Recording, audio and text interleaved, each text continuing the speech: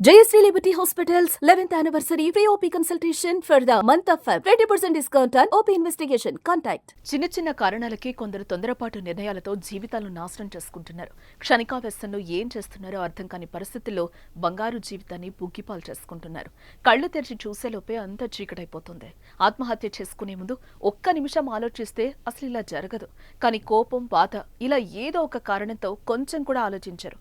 ముఖ్యంగా ఈ మధ్య కాలంలో అయితే అడిగిన వస్తువు భర్త కొనివ్వలేదని, చీర కొనివ్వలేదని సీరియస్ అయ్యారని, లేకపోతే తిట్టారని ఆత్మహత్యలు చేసుకుంటున్న వారి సంఖ్య కూడా పెరుగుతోంది. తాజాగా ఇక్కడ కూడా అలాంటి ఘటన ఒకటి చోటు చేసుకుంది. భర్త బయటకు తీసుకెళ్లలేదని తనువు చాలించింది ఓ ఇల్లాలు.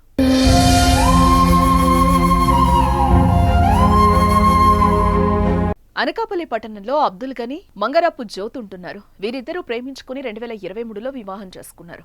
అయితే ప్రస్తుతం ఈ దంపతులకు 7 నెలల కొడుకు కూడా ఉన్నాడు. అయితే భార్య కుమారుణ్ణి చూడటానికి భర్త అనకాపల్లి వెళ్లాడు. ఈ సమయంలో భార్య తనని బయటకు తీసుకెళ్లమని అడిగింది. ఇంతలో జోక్యం చేసుకుంది.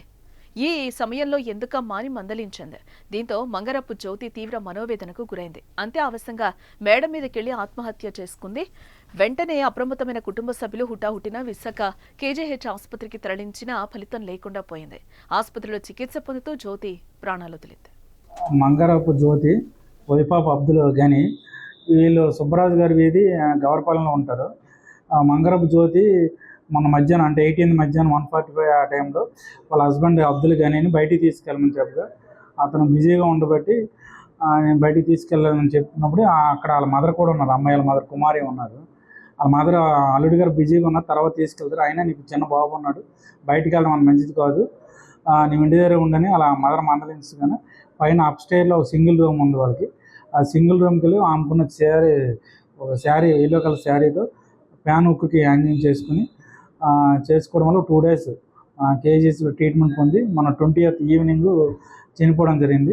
అదే రోజు మనకి రిపోర్ట్ వాళ్ళ మదర్ మంగరపు కుమార్ ఇచ్చిన రిపోర్ట్ మీద కేసు నమోదు చేయడం ఉంది. ఆ కేసు నమోదు ప్రకారం ఇంక్వెస్ట్ పిఎం అన్ని కండక్ట్ చేసాం. ఆ రిపోర్ట్లో భాగంగా ఎవరి మీద ఎటువంటి అనుమానం లేదని, ఎటువంటి ప్రలోభాలు లేదనేసి క్షణికావేశంలో మా అమ్మాయి ఇలా హ్యాంగింగ్ చేసుకుని చనిపోయిన తప్ప ఇంకా ఎటువంటి కారణాలు లేవని వాళ్ళ మదర్ ఇచ్చిన రిపోర్ట్ ప్రకారం చెప్పడం. వీళ్ళు మదర్ అండ్ అల్లుడు వెళ్ళారు. అల్లుడు అలా బ్రదర్ కూడా ముగ్గురు వెళ్ళారు పైకి.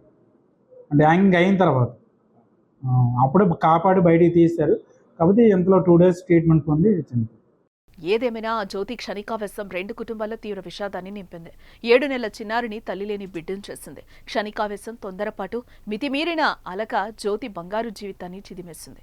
భర్త, పిల్లలతో సంతోషంగా ఉండే ఆమె జీవితం ఓ తొందరపాటు నిర్ణయానికి బలైపోయింది. ఆ కుటుంబంలో తీవ్ర విషాదాన్ని నింపింది. అందుకే క్షణికావేశం పనికిరాదని పెద్దలు అంటూ ఉంటారు.